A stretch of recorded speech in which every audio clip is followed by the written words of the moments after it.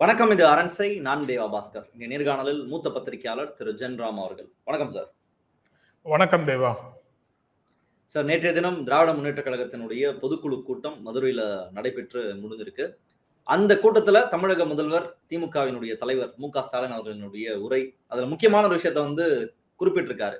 என்ன அப்படின்னா, திமுகவுக்கு என்றைக்குமே ஊடக சொகுசு இருந்ததில்லை. முன்னாடியும் இருந்ததில்ல, இப்பயும் இல்ல. நம்ம எல்லா எதிரிகளையும் சந்திக்கணும், எதிர்கொள்ளணும். அது ஊடக வாயிலாகவும் இருக்காங்க, இணையத்திலையும் இருக்காங்க, வெளியவும் இருக்காங்க. இப்படி நிறைய பேர் இருக்காங்க. நமக்கு அந்த ஊடக சொகுசு பவுசு அப்படின்றது இருந்ததில்லைன்றத சொல்லியிருக்காரு. இதை நான் எப்படி பாக்குறேன் அப்படின்னா, இப்ப தமிழ்நாட்டுல கிட்டத்தட்ட நிறைய மூத்த பத்திரிகையாளர்கள் இருக்காங்க, நிறைய நடுநிலையாளர்கள், அரசியல் விமர்சகர்கள்லாம் இருக்காங்க. அவங்க இன்னைக்கு காயின் பண்ற முக்கியமான விஷயம், எப்படி கோடி மீடியா இருக்கோ வட இந்தியால, அந்த மாதிரி இன்னைக்கு தமிழக அரசை விமர்சிக்காத ஊடகம் உருவாகி இருக்கு. யாருமே தமிழக அரசை விமர்சனம் செய்ய மாட்டாங்க, தமிழக அரசுக்கு எதிராக கருத்து சொல்ல மாட்டாங்க. எதை சொன்னாலும் பாஜக உள்ள வந்துடும், அதனால திமுக ஆதரவு நிலைப்பாட்டுல எல்லாருமே இருக்காங்க, அதனால திமுக விமர்சனம் பண்ண மாட்டோம்னு பத்திரிகையாளர்களே அந்த முடிவை எடுத்திருக்காங்க. ஊடகங்களும் அப்படிதான் இருக்குன்ற விமர்சனத்தை மிக கடுமையாக முன்வச்சிட்டு இருக்காங்க. ஒரு பக்கம் திமுகவுக்கு ஆதரவாக தமிழ்நாட்டினுடைய மொத்த ஊடகங்களும் போயிடுச்சு அப்படின்னு சொல்லிட்டு இருக்கிற அதே காலகட்டத்துல திமுக தலைவர் ஸ்டாலின் அதை மறுத்திருக்காரு. இன்ஃபேக்ட் திமுகவுக்கு எதிராக தான் ஊடகம் இருக்கு அப்படின்ற குற்றச்சாட்டையும் முன் வச்சிருக்காரு. எப்படி புரிஞ்சுக்கலாம் சார் இதை? இல்ல, திமுகவுக்கு ஆதரவாக ஊடகங்கள் இருக்கு அப்படின்னு ஒரு செய்தியை பரப்புவதில் திமுகவுக்கு எதிரான கட்சிகள் எப்போதுமே முதன்மையாக இருந்திருக்கிறாங்க. ஆனால் உண்மை நிலவரம் அது இல்லை. திமுகவுக்கு என்றைக்குமே ஊடக சொகுசு கிடைக்காது, ஊடகத்தினுடைய கருணை பார்வை அவங்களுக்கு கிடைக்காது அப்படின்னு முதலமைச்சர் சொல்றதுல முழு அளவுல உண்மை இருக்கிறதாக நான் நினைக்கிறேன். அரண்சை நண்பர்களுக்கு வணக்கம். அரண்சை ஊடகம் சுயேட்சையாக இயங்குவதற்காகவே உருவாக்கப்பட்டது. நாம் செய்கிற வேலை உண்மையிலேயே மக்களுக்காக செய்கிறோம் என்பதை நீங்கள் நம்பினால், வாய்ப்பு இருந்தால் இந்த ரேசர் பே QR கோடுக்குள்ளே நீங்கள் அதை ஸ்கேன் பண்ணி எங்களுக்கு உங்களால் இயன்றதை, விருப்பம் இருந்தால் ஆதரவு தெரிவிக்கலாம். அதாவது சில பிரச்சனைகள்ல திமுகவை ஊடகங்கள் அல்லது ஊடகவியலாளர்கள் ஆதரிக்கிறதுங்கிறது வேற. ஆனா அடிப்படையில திமுகவுக்கு எதிரான மனநிலை தான் ஊடகங்களுக்குள்ள இருக்கு அப்படிங்கிறதுக்கு காரணங்களை சொல்ல முடியும். முதல்ல ஊடகங்கள் அப்படின்னு அதுல 2-3 விஷயங்கள் அதுல ரொம்ப அந்த ஒற்றை வாக்கியம் நீங்க வாசிச்சீங்களே, அதுல ஊடகங்கள் திமுகவுக்கு அந்த ஊடக சொகுசு கிடைக்காது அப்படின்னு சொல்றாங்க. என்றைக்குமே கிடைக்காது. ஒவ்வொரு சொல்லும் அடர்த்தியான சொல், ஆழமான சொல் அப்படின்னு தான் பார்க்க வேண்டியது இருக்கு. என்றைக்குமே கிடைக்காதுன்னா திமுக ஒரு இருக்கும் சூழலை அப்படியே காப்பாற்றுவதற்கான ஒரு கட்சியாக அது வரல. ஒரு சமூக சூழல்ல சில மாற்றங்களை கொண்டு வர வேண்டும் அப்படிங்கிறது அவங்களுடைய நோக்கமாக இருக்கு. அப்படி மாற்றங்களை கோரி ஒரு மாற்றங்களுக்கு மக்களை தயார் செய்யக்கூடிய பிரச்சாரத்தை முன்னெடுக்கக்கூடிய அமைப்புகள் எதற்குமே ஊடகங்களுடைய சொகுசு கிடைக்காது. ஊடகங்கள் கவரேஜுக்காக திமுகவை புறக்கணிக்காம நாங்க கவர் பண்றோம் அப்படின்னு சொல்றதுனாலேயே ஊடகங்கள் திமுகவினுடைய கோட்பாடுகளை ஏற்றுக்கொண்டதாகவோ ஆதரிக்கின்றதாகவோ பொருள் இல்லை. ஊடகங்களுக்கு அப்படி ஒரு ஸ்டாண்ட் தேவையா அப்படின்னு, ஒன்றை ஆதரிக்க வேண்டிய கட்டாயம் தேவையா அப்படின்ற கேள்வியை அடுத்தாப்புல நீங்க கேட்பீங்க. ஆதரிக்கணும்னா திமுகவை ஆதரிக்கணும்னு நான் கோரல. ஆனா ஒரு அநீதி நடக்கும்போது அந்த அநீதிக்கு எதிரான குரலை அல்லது அநீதிக்கு ஆதரவான குரலை, அநீதிக்கு எதிரான குரல் இல்லாமல் மௌனமாக கடந்து செல்வதன் மூலம் அநீதிக்கு ஆதரவளிக்கின்ற ஒரு பணியை ஊடகங்கள் செய்யாம இருக்கலாம். சாதாரணமாக இங்க நடக்கும்போது ஏதாவது ஒரு நிகழ்ச்சி சென்னையில நடந்துருச்சுன்னு வச்சுக்கோங்க, அந்த சென்னையில நடந்த நிகழ்வுக்கு நீங்க காவல்துறைய அல்லது சட்டம் ஒழுங்குக்கு பொறுப்பானவர்களை கூப்பிட்டு கேட்காமலேயே ஊடகங்கள் எவ்வளவு வேண்டுமானாலும் எதிரான செய்திகளை போடும். எதிரான செய்திகளாக்கும் அதை பற்றி கருத்துக்களை சொல்லும். ஆனா அந்த பக்கத்துல இருந்து ஒரு ஆள் இல்லையே, அவங்க கிட்ட நம்ம கருத்தை கேட்கலையே அப்படின்னு அவங்க நினைக்கவே மாட்டாங்க. இதற்கு நேர் மாறாக இங்க இருக்கக்கூடிய அரசுகளை ஆதரிச்சு பேசணும், அதாவது ஒன்றிய அரசை ஆதரிச்சு பேசணும் அப்படின்னு ஒரு நிலை வந்தால், அது தொடர்பான விமர்சனங்கள் வந்தால், அப்போ ஒன்றிய அரசுக்காக பேசுவதற்கு ஆள் இல்லாத காரணத்தினால இதை பத்தி நீங்க இந்த செய்தியை நம்ம எடுக்க முடியாது, இதை நம்ம பேச முடியாது அப்படின்னு சொல்லிடுவாங்க. அந்த பிரிவிலேஜ, ஒன்றிய அரசுக்கு கொடுக்கிற அந்த பிரிவிலேஜ மாநில அரசுக்கு கொடுக்கறது இல்ல ஊடகங்கள். இந்த ஆன்டி சென்டிமெண்ட் பார்ட்டிக்கு எப்பயுமே ஊடகத்தினுடைய ஆதரவு இருக்காது அப்படின்றத குறிப்பிட்டிருந்தீங்க. நம்ம ஊடக சொகுசுனா என்னன்னு முதல்ல பேசலாம் சார். ஊடக சொகுசு நீங்க சொல்ற அந்த பிரிவிலேஜ் அப்படின்றது யாருக்கெல்லாம் இருந்திருக்கு, அது எப்படியாக இருந்திருக்கு தமிழ்நாட்டு அரசியல் சூழல்ல? யார் சொகுசா ஆதரவோட? தமிழ்நாட்டுல அந்த ஊடக சொகுசு அப்படிங்கிறத 2 விதமாக சொல்லலாம். ஒன்று ஊடகங்கள்ல வரக்கூடிய செய்திகளை தீர்மானிக்கக்கூடிய இடங்கள்ல யார் யாரெல்லாம் இருக்கிறாங்க, எடிட்டர்ஸாக யார் இருக்கிறாங்க, அது முக்கியமான பொறுப்புல செய்திகளுக்கு பொறுப்பாக யார் இருக்கிறாங்க, அவர்கள் தீர்மானிப்பதே தான். அதாவது ஒரு 100 செய்திகள் இருக்கு, அதுல ஒரு 20 செய்திகள் 30 செய்திகள் தான் மக்களுக்கு போய் சேருது அப்படின்னு வச்சுக்கோங்க. அந்த 20-30ல எதெல்லாம் முக்கியமான செய்திகள்னு தேர்வு செய்யற இடத்துல யார் இருக்காங்க, அவங்களுடைய பார்வையில தானே அந்த செய்தி வரும். அப்படி இருக்கக்கூடிய இடத்துல இருக்கிறவங்க யாரு? அந்த அந்த இடத்துல இருக்கக்கூடியவங்களுக்கு அது ஒரு சலுகை, அது அது அது ஒரு அதிகாரம் தானே அவங்களுக்கு. அந்த அதிகாரத்துல இருக்கக்கூடியவங்க யாரு அப்படிங்கிற கேள்வியை முன் வச்சு சோசியலா அது எப்படி இருக்கு, அந்த போர்டு ரூம் நியூஸ் ரூம் எப்படி இருக்கு, அதுல யாரு, எந்தெந்த சமூகத்துல எந்தெந்த சாதியில் பிறந்தவர்கள் அங்க இருக்கிறாங்க இல்லை அப்படிங்கிறத வச்சு யாருக்கு அந்த நியூஸ் ரூமுக்குள்ள அதிகாரம் இருக்கு அப்படிங்கிறத ஒரு ஒரு ஒரு பகுதியாக பார்க்கலாம். நான் அதையே முழுமையான பகுதியாக நான் ஏற்றுக்கொள்ளவில்லை. அதனால ஏன்னா அந்த நியூஸ் ரூம்ல சமூக ரீதியாக சாதி ரீதியாக ஒடுக்கப்பட்டவர்களால நிரம்பி இருந்தா கூட பெரிய வித்தியாசம் இல்லாம இப்படியே இருக்கிறதுக்கான வாய்ப்பும் இருக்கு. அதை நம்ம மறுக்கிறதுக்கு இல்லை அப்படிங்கிற ஒரு காரணத்தினால நான் அதை முழுமையாக ஏற்கலன்னு சொல்றேன். மற்றபடி அந்த அந்த ஆர்குமெண்ட்ஸ் எல்லாமே வேலிட் டு சம் எக்ஸ்டென்ட் அல்லது டு மேக்சிமம் எக்ஸ்டென்ட் அப்படின்னு கூட வச்சுக்கலாம். அடிப்படையில வேற ஒரு பார்வை என்ன இருக்குன்னா, ஊடகங்கள் ஒரு கருவி, உற்பத்தி கருவின்னு சொன்னா உற்பத்தி கருவி. உற்பத்தி கருவிகளுடைய தன்மை என்ன அப்படின்னு பார்த்தா, அது அதனுடைய உரிமையாளர்களுக்கு சேவை செய்வது தான் உற்பத்தி கருவிகளுடைய தன்மை. அப்ப ஊடகத்தினுடைய உரிமையாளர்களுடைய நலன் காக்கப்பட வேண்டும் அப்படிங்கிறது தான் ஊடகத்தினுடைய பணியாக இருக்க முடியும், தன்மையாக இருக்க முடியும். தேவாவோ ஜென்ராமோ அங்கு வேலை பார்த்தாலும் ஊடக உரிமையாளர்கள்னா அவங்களுடைய பர்சனல் இன்ட்ரெஸ்ட்னு சொல்லல, அவங்க சார்ந்த கிளாஸ்ன்னு சொல்லலாம், வர்க்கம் அப்படின்னு சொல்லலாம். அவங்களுடைய நலன்களுக்கு புறம்பாக எதுவும் செய்ய முடியாது, அது சாத்தியம் இல்லாதது. அவங்க தான் அந்த அதிகாரத்தை கையில வச்சிருக்கிறவங்க. ஊடக உரிமையாளர்கள் தான், உரிமையாளர்கள்னு நான் சொல்றதுனால அதை ஒரு குறிப்பிட்ட ஊடகத்தினுடைய உரிமையாளர்னு நம்ம பொருள் கொண்டு விட வேண்டாம். அதுவும் ஒரு சிறு பகுதி, அவ்வளவுதான். மற்றபடி அவங்க இந்த ஒரு 100 கோடி 200 கோடி செலவு செய்து ஒரு ஊடகத்தை நடத்தக்கூடியவர்கள் அதிகாரத்தில் இருக்கக்கூடியவர்களுடைய முறைகேடுகளை பற்றி பேசுவார்கள்னு எதிர்பார்க்கவே முடியாது. ஏன்னா அது அப்படி பேசுனா ரிட்டாலியேஷன் அரசு தரப்புல இருந்து வந்ததுன்னா, அதிகாரத்தில் இருக்கக்கூடியவர்களிடத்துல இருந்து ஒரு பதில் நடவடிக்கை வந்ததுன்னா இவங்களால தாங்க முடியாது. இவர்களுக்கு ஏற்படக்கூடிய இழப்புகளை இவர்களால தாங்க முடியாது. அப்படி ஒரு இழப்பை சம்பாதிக்கிறதுக்கு அவங்க ஒரு காலத்திலையும் வரமாட்டாங்க, முன் வர மாட்டாங்க. அதனால அந்த அவர்களுடைய நலன்களை காக்கும் விதம் அப்படின்னு, காக்கும் தன்மை அப்படின்னு சொன்னா அதிகாரத்துக்கு அதாவது அடிபணியாம இருந்தா கூட இருக்கிறது ஒண்ணு, அடிபணியாமல் இருக்க முடியாதுங்கிறது ஒண்ணு. குறைந்தபட்சம் கேள்வி கேட்காமலாவது இருக்கிறதுங்கிற முடிவுக்கு அவங்க வந்துருவாங்க.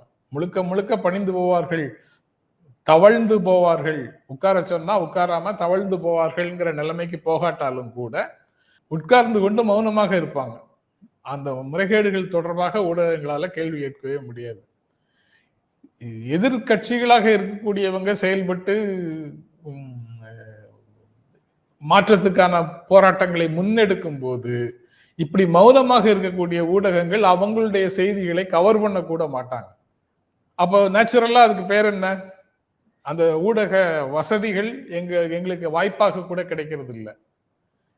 அதாவது சமூகத்தில் இருக்கக்கூடிய படிநிலைகள், அந்த படிநிலைகள் காரணமாக, அதாவது சமூகத்தில் இருக்கக்கூடிய சாதிய படிநிலைகள், அந்த சாதிய படிநிலை காரணமாக ஒரு சிலருக்கு வாய்ப்புகள் கிடைக்குது, ஒரு சிலருக்கு வாய்ப்புகள் கிடைக்கல. அப்படி வாய்ப்புகள் கிடைக்காதவர்கள் வாய்ப்புகளுக்காக போராடும் போது வாய்ப்புகள் கிடைத்தவர்கள் அந்த போராட்டத்தை கவர் செய்ய மாட்டாங்க. அப்படிங்கிறத நீங்க அப்படியே இங்கேயும் பொருத்திக்கலாம், பொலிட்டிக்கல் டிவிஷன்ஸ்லயும் பொருத்திக்கலாம். உலகத்திலேயே அதிக உறுப்பினர்கள் கொண்ட கட்சி எது அப்படின்னு கேட்டா நீங்க சொல்லுவீங்க. உலகத்திலேயே அதிக பணம் நன்கொடையாக பெற்ற கட்சி எது அப்படின்னு கேட்டா நீங்க சொல்லுவீங்க. அது எல்லாத்தையும் இந்தியன் கான்டெக்ட்ல இந்தியாலேயே பெரிய கட்சி எது, இந்தியாலேயே அதிகமாக ஒவ்வொரு ஆண்டும் நன்கொடைகள் வாங்கி குவிக்கின்ற கட்சி எது, யாரு கேட்டா உடனடியாக பணம் வரும், அப்படிலாம் வலிமை பெற்ற இந்திய ஜனநாயக நிறுவனங்களையும் கையில வச்சுக்கிட்டு பணம் வலிமையையும் பெற்றுட்டு சோசியல் டிவிஷன்ஸ்ல அந்த படிநிலையிலையும் அதிகாரத்தை கையில வச்சுட்டு இருக்கக்கூடிய, ஏதாவது சமூக ரீதியாக, பொருளாதார ரீதியாக, பண்பாட்டு ரீதியாக எல்லா அதிகாரத்தையும் கையில வச்சிருக்கக்கூடிய ஒரு அரசை எதிர்த்து பேசுவதற்கு ஊடகங்கள்ல குரலே இருக்காது.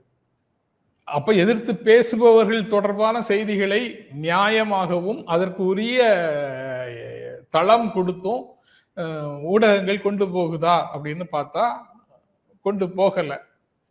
அது ஏன் இன்னைக்கு தேதியில கொண்டு போகல? அப்ப 2014 இருந்து பிஜேபி கவர்மெண்ட் வந்ததுக்கு அப்புறம் தான் கொண்டு போகலன்னு நீங்க எல்லாம் சொல்றீங்களா? அதற்கு முன்னால எல்லாம் ஒழுங்கா இருந்ததுதான்னு கேட்பாங்க. அதனாலதான் நான் கட்சி பெயரே சொல்லாம அந்த ஊடக சூழல்ல ஊடகங்களுடைய எல்லை என்ன அப்படிங்கறத நான் புரிந்து கொண்ட வரைக்கும் நான் முதல்ல ஷேர் பண்ணேன். அதுக்கப்புறம் 2014 தான் நடக்குதா அப்படின்னு கேட்டா இல்ல, அதுக்கு முன்னால இருந்தே அப்படிதான் இருக்கு. அது பொதுவான தன்மையே அதுதான். ஊடகங்கள்ல இருந்து மாற்றம் வேண்டும்னு கேட்கக்கூடியவர்களுக்கான இடம் உடனடியாக கிடைக்காது. அது சமூகத்துல ஒரு சக்தியாக மக்களிடத்துல வேலை செஞ்சு மக்களுடைய ஆதரவு பெற்ற மிகப்பெரிய அமைப்பாக அந்த கட்சிகள் அல்லது போராடும் அமைப்புகள் மாறும் போதுதான் அவர்களுடைய வியாபாரத்திற்காக, அவர்களுடைய வர்த்தகத்துக்காக, அவர்களுடைய நம்பகத்தன்மையை காப்பாற்றிக் கொள்வதற்காக இந்த நிகழ்ச்சிகளை அவங்க கவர் பண்ண தொடங்குவாங்க. இவர்களுக்கான இடத்தை கொடுப்பதற்கு முன் வருவாங்க. அது பத்திரிகா தர்மம்னு சொல்றாங்களே, அந்த தர்மத்துக்காக இவங்களை சேர்க்கறது இல்லை, அவங்களுடைய வர்த்தக நலனுக்காக சேர்ப்பாங்க. அந்த சொகுசு என்றைக்குமே இப்ப உள்ள சூழலை பத்தி இப்ப பேசணும், ஆனா என்றைக்குமே கிடைக்காதுன்னு சொன்னா இதுதான் நிலை. அதனாலதான் ஒவ்வொரு மாவட்டத்திலையும் அல்லது ஒவ்வொரு தாலுகாலையும் திராவிட இயக்கங்களை சார்ந்தவர்கள் அல்லது பொது உடைமை இயக்கங்களை சார்ந்தவர்கள் இப்போ யூடியூப் ஆரம்பிக்கிற மாதிரி அப்போ படிப்பகங்கள், அந்தந்த பகுதியில சின்ன சின்ன படிப்பகங்கள் ஆரம்பிக்கிறது. அதுல மாற்றம் கோரும் கருத்துக்களை அடங்கிய இதழ்கள் கொண்டு போடுறது, இதழ்களையும் பேப்பரையும் போடுறது, அந்த பகுதியில உள்ள மக்களுக்கு சுற்றி நடக்கக்கூடிய விஷயங்களை கற்பிப்பது அப்படிங்கிற எல்லா விஷயங்களையும் செய்யறாங்க. இப்போ அந்த மாதிரி விஷயங்களை யூடியூப் ஃபேஸ்புக்னு இந்த சோசியல் மீடியா ஏரியாவுக்குள்ள நம்ம அதை பொருத்தி பார்க்கலாம். அவ்வளவுதான். மெயின் ஸ்ட்ரீம்ன்றது என்னைக்குமே அகைன்ஸ்டா தான் இருக்கு, என்னைக்குமே அகைன்ஸ்டாக தான் இருக்கு. அது மாற்றத்தை கோரக்கூடியவர்கள். இப்போ நீங்க அம்பேத்கரிய இயக்கங்களுக்கு இடம் இருக்காது, பொது உடைமை இயக்கங்களுக்கு இடம் இருக்காது, திராவிட இயக்கங்களுக்கு ஒப்பீட்டளவுல இடம் இருக்கும். ஏன்னா அவங்க கீழே வேலை செஞ்சு மக்கள் மத்தியில செல்வாக்கோட இருக்கிறதுனால அவர்களை விட இவர்களுக்கு கொஞ்சம் கூடுதலாக இடம் இருக்கும். ஆனா பிஜேபியா டிஎம்கேயா அப்படின்னு நீங்க பார்க்க தொடங்கிட்டீங்கன்னா, திமுகவுக்கு எதிரான சக்திகளா அப்படின்னு பார்க்க தொடங்கிட்டீங்கன்னா, எதிரான சக்திகளுக்கு ஆதரவான கருத்துக்கள் தான் அங்க நிற்கும். அதுல ரொம்ப சிம்பிளா சொல்றதாக இருந்தா, ஏற்கனவே எஸ்டாப்ளிஷ்டா இருக்கக்கூடிய கருத்துக்களை சொல்லக்கூடியவர்களுக்கு எளிதாக இடம் கிடைக்கும். இதை நீங்க மாற்றுங்க, இது சரியில்லை, இதுக்குள்ள ஸ்ட்ரக்சரலி அமைப்பு ரீதியாக, சமூக அமைப்பாக இருந்தாலும் சரி, நிறுவன அமைப்பாக இருந்தாலும் சரி, அமைப்பு ரீதியாக இதுக்குள்ள ஒரு அநீதி இருக்கு, அந்த அநீதியை நீக்கி நீதி வழங்குங்கள் அப்படிங்கிற ஒரு கோரிக்கையை முன் வச்சு பேசக்கூடிய யாருக்கும் மக்கள் மனசுலேயே அது ஏற்பதற்கு டைம் ஆகும். ஏன்னா அவங்களுடைய அன்றாட வாழ்க்கையில அவங்களுடைய பிழைத்திருப்பதற்கு தேவையான வேலைகளை செய்துட்டு இருக்கிறவங்களுக்கு இந்த மாற்றம் தொடர்பான உண்மை நிலைகளை, அதற்காக போராடணுங்கிற உணர்வை பெறுவதற்கான வாய்ப்பே ரொம்ப குறைவு. அதற்கே இந்த அமைப்புகள் அதிகமாக போராட வேண்டியது இருக்கும். அதனால மாற்று கருத்துக்கள் கொண்டவர்களுக்கான பணிகளை சுலபமாக்கணும்னா ஊடகங்கள்ல வெளி வேணும். ஆனா அந்த வெளி கிடைக்காததுனால வேறு வகைகள்ல தான் அதை சென்றடைய வேண்டியது இருக்கும். இருக்கிற சிஸ்டத்துக்குள்ள போட்டி போட்டுக்கொண்டே புஷ் பண்ணிக்கொண்டே தான் இருக்கணும். அதுக்காக அவங்க நம்மளை கவர் பண்ண மாட்டாங்கிறதுக்காக கட்சிகள் வெளியில ஓடி வந்துட முடியாது. கவர் பண்ண வைக்கிறதுக்கு என்னென்னலாம் செய்ய முடியுமோ நமக்கு கையில இருக்கக்கூடிய சிறு சிறு அதிகாரங்களை வச்சு, நமக்கு இருக்கக்கூடிய மக்கள் செல்வாக்கை வச்சு, நீங்க எங்களை கவர் பண்ணலைன்னா உங்களுடைய நம்பகத்தன்மையை நீங்கள் இழந்து போகிறீர்கள் அப்படிங்கிற நடைமுறையை வச்சு சிறு சிறு நகர்வுகள் மூலமாக நாம இடம்பெற போக முடியும். அதாவது ஊடகங்களுக்குள்ள வேலை செய்ய முடியும். ஊடகங்கள்ல போய் நம்ம செய்திகள் கவர் ஆகும். ஆனா அந்த சொன்ன உடனே சிலருக்கு கிடைக்குது இல்ல. ஊடகங்களை ஒரு நபர் இருக்காருன்னு வச்சுக்கோங்க, அவர் ஊடகங்களை தினந்தோறும் பிரஸ் மீட் வச்சாலே ஊடகங்களை திட்டுறாரு. ஆனா மகிழ்ச்சியோட போய் அவருடைய பேச்சை எல்லாம் வேற வேற வார்த்தை வரும், ஆனா அதை சொல்லக்கூடாது இல்ல. அதனால அவர்களுடைய பேச்சை எல்லாம் லைவ்லயே போடுவாங்க. ஒரு லைவ்ல தப்பா பேசுறாரு, 2 லைவ்ல தப்பா பேசுறாரு, வல்கரா பேசுறாரு, அல்லது ஸ்லாண்டரா அவதூறாக பேசுறாரு அப்படின்னா அதுக்கப்புறம் அவர் லைவ்ல எடுக்காதீங்கன்னு ஒரு முடிவுக்கு ஊடகங்கள் வருவதுதான் நியாயம். அவங்களுடைய அறங்களுக்கு எதிராக ஒரு விஷயத்த செய்யக்கூடாதுன்னு இருக்கிறவங்க 2-3 முறை லைவ் மிஸ்யூஸ் பண்ற நபர்களை அதுக்கப்புறம் லைவ்ல எடுக்காதீங்க, அவர் பேசியதில் உரிய பகுதிகளை மட்டும் நம்ம அதுக்கப்புறம் செய்திகளில் பயன்படுத்தி கொள்ளலாம் அப்படின்னு ஊடகங்கள் முடிவெடுக்கணும். ஆனா இன்று வரை அவதூறுகள் பேசக்கூடியவர்களுடைய லைவ் எல்லாம் போகுது. ஆனா திமுக தொடர்பான பிரச்சனைன்னு வரும்போது அதை நினைவூட்ட வேண்டியது இருக்கு வெளியில இருக்கக்கூடியவங்க, அல்லது புஷ் பண்ண வேண்டியது இருக்கு. என்ன அந்த சேனல்ல போடுறாங்களே, இந்த சேனல்ல ஏன் இன்னும் போடல அப்படின்னு அங்க வேலை பார்க்கக்கூடியவங்க நம்ம சேனல்ல ஏன் போடலன்னு கேள்விகளை அங்க இருக்கக்கூடியவங்க எழுப்ப வேண்டியது இருக்கு. சிறு சிறு அழுத்தங்களுக்கு பிறகுதான் அது நடக்குது. அந்த இயல்பாக நடக்கிறது எல்லாமே மாற்றம் கோராத இருக்கும் நிலையை அப்படியே காப்பாற்ற வேண்டும் அப்படின்னு நினைக்கக்கூடிய நபர்களுக்கு தான் கிடைக்கும். இது வழக்காக இருக்கு. புரியுது. ஊடக சொகுசு அப்படின்றது ப்ரோ சென்டிமெண்ட், ஆன்டி சென்டிமெண்ட் அப்படின்னு பிரிச்சுக்கலாம். அப்படிதான் இருக்குன்றத சொல்றீங்க. ஆன்டி சென்டிமெண்டா மக்கள் நார்மல் நினைக்கக்கூடிய எல்லா விஷயங்களையும் இல்ல இதை மாத்தணும்னு சொல்லக்கூடிய அந்த கட்சிகளுக்கு, அமைப்புகளுக்கு ஊடகத்தினுடைய சொகுசு கிடைப்பதில்லை அப்படின்றத சொன்னீங்க. செய்திகள் வாயிலா எப்படி சார் புரிஞ்சுக்கலாம்? ஒரு மக்களுடைய உணர்வை டிஸ்டர்பே பண்ணாம, இப்ப பாஜக, அதிமுக, நாம் தமிழர், அது விஜயனுடைய கட்சி வரைக்கும் நம்ம சேர்த்துப்போம், இவங்களுக்கான அட்டென்ஷன் அல்லது செய்திகள் வாயிலாக பார்த்தால் எப்படி இதை புரிஞ்சுக்கலாம்? செய்திகள் எப்படி போடுறாங்க இந்த 2 பேருக்கும்? திமுக விழா நடத்துது. எப்போ சப்போஸ் நான் தான் மீடியான்னு வச்சுக்கோங்க, நான் எப்போ அந்த லைவ் எடுப்பேன்? சிஎம் பேச ஆரம்பிக்கும் போது. அது வரைக்கும் நடக்கக்கூடிய நிகழ்வுகளை நான் எடுக்க மாட்டேன். ரஜினிகாந்த் கட்சி ஆரம்பிக்க போறாரு, அதுக்காக செய்தியாளர்களை சந்திக்க போறாருன்னு ஒரு சீசன் இருந்தது இல்ல, அப்போ ரஜினிகாந்துக்கு லைவ் எப்ப எடுக்கணும்? சிஎம்முக்கு நான் வச்சிருக்கிற அளவுகளை ரஜினிகாந்துக்கும் அப்ளை பண்ணுனா நான் எப்போ எடுக்கணும்? அவர் செய்தி எல்லாரும் வந்துட்டீங்களாப்பா, சரி நான் பேச ஆரம்பிக்கலாமா அப்படின்னு அவர் கேட்டதுக்கு அப்புறம் தான் நான் லைவ் எடுக்கணும். ஆனா அவர் வீட்டுல இருந்து கிளம்பும் போதே ஒரு யூனிட், வழியில அண்ணா சாலையில ஒரு யூனிட், அதுக்கப்புறம் அவர் எங்க சந்திக்க போறாரோ அங்க ஒரு யூனிட் அப்படின்னு வரிசையா போட்டு விஜய் வரைக்குமே கூட புரிஞ்சுக்கலாம். விஜயோடைய விக்கிரவாண்டி மாநாடையும் இந்த நேற்று நடந்த பொதுக்குழுவை கூட ஒப்பிட்டு நம்ம பார்க்கலாம்.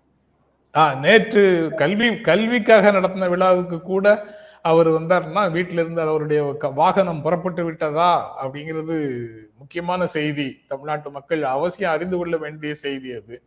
அவருடைய வாகனம் புறப்பட்டு விட்டதா, இப்போது அவர் எங்கே வந்து கொண்டிருக்கிறார் அப்படிங்கிறது வரைக்கும் சொல்லிட்டு தான் இப்போவும் அவர் குறித்த செய்திகளை போடுவீங்க. இவர் இன்னொருத்தர் வந்து இங்க டிப்டி சீஃப் மினிஸ்டராகவே இருப்பாரு, துணை முதலமைச்சராகவே இருப்பாரு. அவர் வந்து எங்கேயாவது பேசினார்னா அவர் பேசுறத கூட லைவ்ல எடுக்க மாட்டீங்க. ஏன்னா சிஎம்முக்கு மட்டும்தான் எடுப்போம் அப்படின்னு கோட்பாடு சொல்லுவீங்க.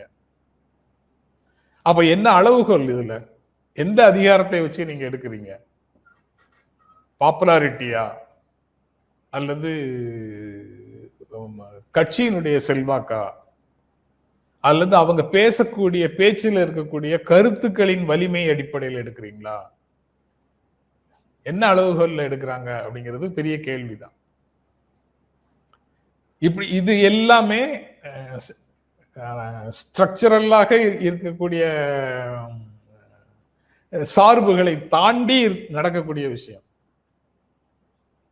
ஸ்ட்ரக்சரலாவே இருக்கக்கூடிய வீக்னஸ் என்னால புரிந்து கொள்ள முடியும். அதைத்தான் பத்தி முதல்ல பேசினேன். ஆனா இதெல்லாம் வந்து சரி செய்ய முடியுமான்னா முடியும். ஆனா சரி செய்யறது இல்ல. அந்த அந்த இடத்தை தான் இது பாப்புலாரிட்டி, டிஆர்பி அது சம்பந்தப்பட்டது கிடையாது. இது பாலிடிக்ஸ் தான். இது பாலிடிக்ஸ்ல தானே இருக்கு. இப்போ இது வந்து வெறும் அதாவது பிரபலமான நடிகர் அப்படிங்கிறதுக்காக மட்டும் எடுக்கிறாரா? டிஆர்பி ஒருவேளை அதுக்கு வந்திருக்கு வரலங்கிறதுக்கு என்ன அளவுகோல் இருக்கு? டிஆர்பி வேறொரு நிகழ்ச்சி நடக்குது, நீங்க டிஆர்பியை மட்டுமே வச்சா உங்களுக்குன்னு எந்த விதமான அணுகுமுறையும் கிடையாதா? அதுக்கு கொள்கை கிடையாதா? டிஆர்பி வருதுன்னு நீங்க எதை வேண்டுமானாலும் செய்வீங்களா? குரூரமாக நடக்கக்கூடிய ஒரு குழு மோதலை நீங்க லைவா காட்டுவீங்களா? இல்ல வேறு வன் செயல்கள் நடக்கிற இடத்துல உங்களுக்கு ஃபுட்டேஜே கிடைச்சாலும் அதை நீங்க லைவா காட்டுவீங்களா? அல்லது ஆபாசமாக நடக்கக்கூடிய இடங்கள்ல நடக்கக்கூடிய இடத்துல போய் இருந்தீங்கன்னா அதையெல்லாம் லைவா காட்டுவீங்களா? அதெல்லாம் காட்ட மாட்டோம்னா அப்ப இது எல்லாம் காட்டுவதற்கு அது ஒரு அளவுகோல்ல தானே வைக்கிறோம். நம்ம ஒரு அறம் அல்லது ஒரு சில விதிகள் அப்படின்னு நமக்கு நாமே உருவாக்கிட்டு தானே அதெல்லாம் காட்ட மாட்டோம்னு சொல்றோம். அப்போ அதே மாதிரி இதுக்கும் ரூல் வேணும்ல. பக்கச்சார்பு இல்லாம இருக்கணும் அல்லது அட்லீஸ்ட் பக்கச்சார்பு இல்லாம இருக்கிற மாதிரி ஒரு தோற்றத்தை கொடுக்கணுங்கிற மாதிரியாவது செயல்பட வேண்டாமா?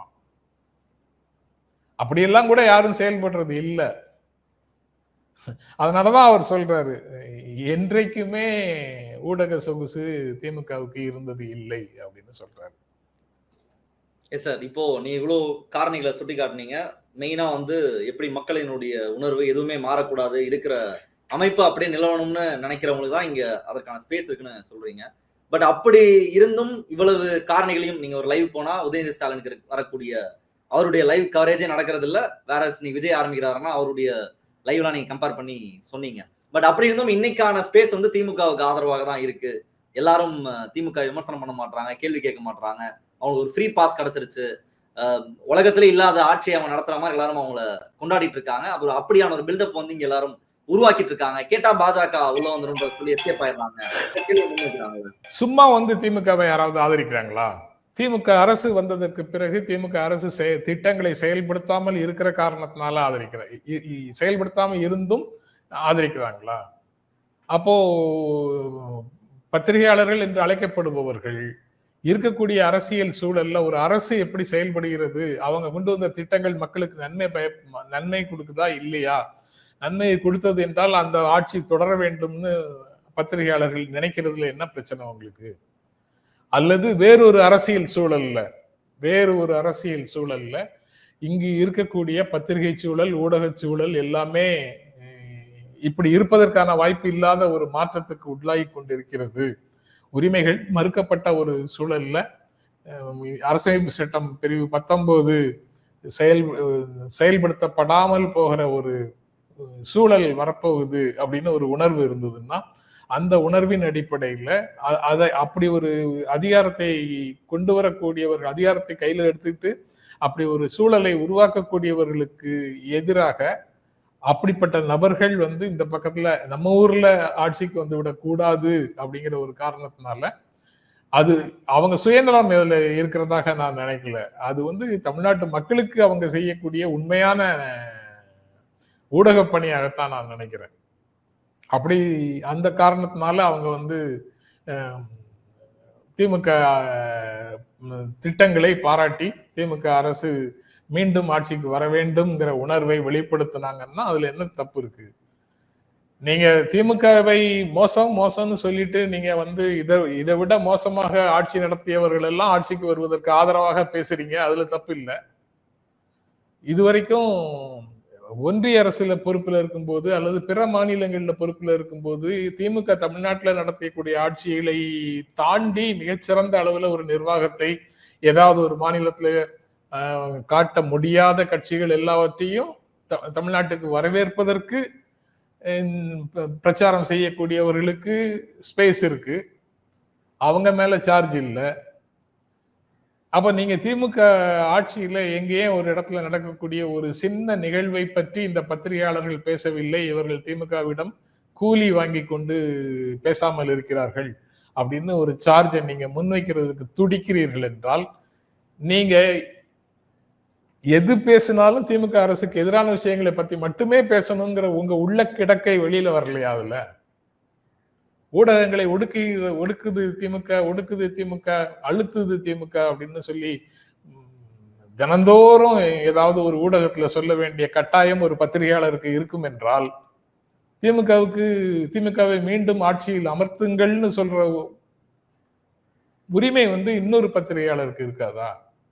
இந்த சார்ஜை அவங்க சொல்றது ஃபுல்லா அதிகாரம் காரணமாக, அதிகாரம் அவர்களுக்கு ஆதரவாக இருக்கிறது அப்படிங்கிற காரணத்தினால அவங்க சொல்றாங்க.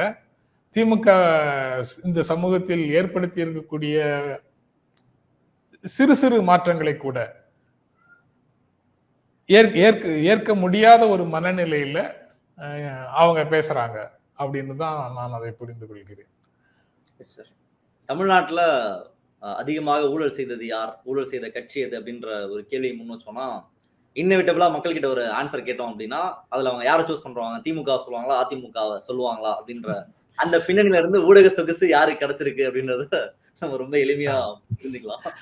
எப்படி சொல்ல, அது உண்மை நிலை இருக்கணும்ல. நீங்க பொதுமக்கள் தலையில அவங்களுக்கே தெரியாம அவங்க தலையை திறந்து ஒரு கருத்தை பூர்த்தி வச்சிருக்கிறீங்க. ஆனா திமுக தான் ஊழல் கட்சி, திமுக வந்தா சட்டம் ஒழுங்கு கெட்டு போகும், திமுக வந்தா ரவுடிகள் அட்டகாசம் பெருசாயிடும் அப்படின்னு ஒரு வரிசையாக சில தியரியை மக்கள் மனசுல புகுத்துறதுக்கு முயற்சி பண்றீங்க. ஏற்கனவே அதெல்லாம் கடந்த காலத்துல புகுத்தப்பட்டது. இப்ப அதெல்லாம் நீக்கி வேறொரு விதமாக டிராவல் ஆகும்போது, அதாவது அந்த அந்த அந்த பிரச்சாரத்தை எல்லாம் கொஞ்சம் வலுவிளக்க செய்து நல்லாட்சி மூலமாக வேறு மாற்றங்களை கொண்டு வருவதற்கான சூழலை இன்றைய நிலையில நடத்திட்டு இருக்கும் போது இவங்க அதே பல்லவியை இந்த காலத்திலையும் கொண்டு பொருத்திக்கிட்டே இருக்கிறாங்க. அப்போதும் அது பிரச்சாரம் தான், முழுக்க உண்மையா அப்படிங்கிறது கிடையாது.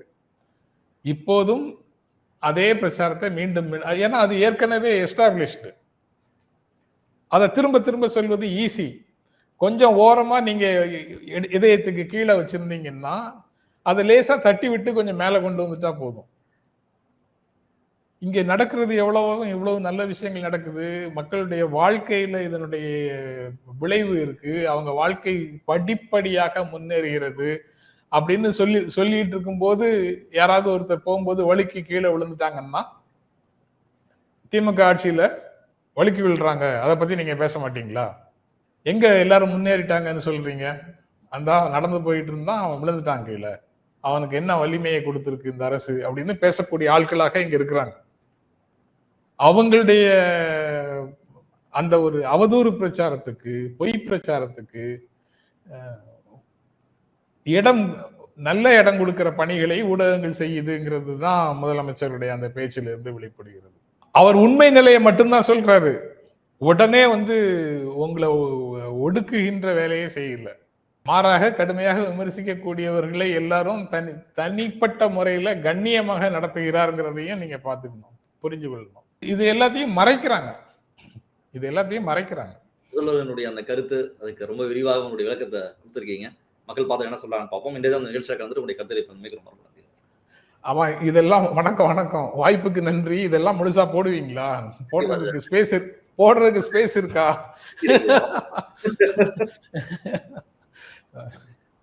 Thank you sir.